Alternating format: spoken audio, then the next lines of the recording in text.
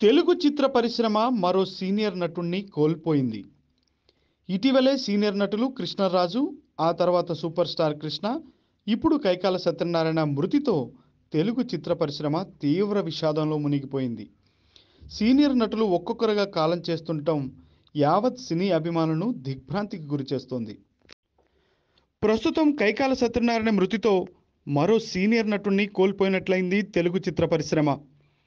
కైకాల సుమారుగా 750 చిత్రాల్లో నటించారు.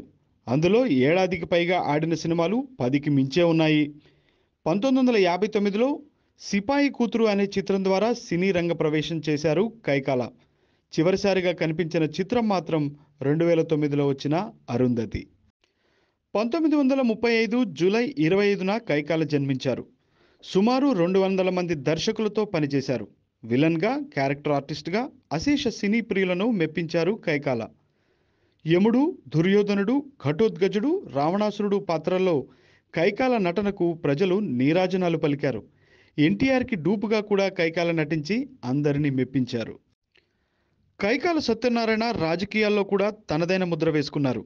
1996లో తెలుగుదేశం పార్టీ తరపున మచిలీపట్నం పార్లమెంటు నుండి పోటీ చేసి గెలుపొందారు.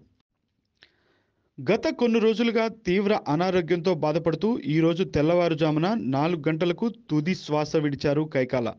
ఆయన మృతి పట్ల రాజకీయ సినీ ప్రముఖులు మరియు అభిమానులు విచారం వ్యక్తం చేశారు.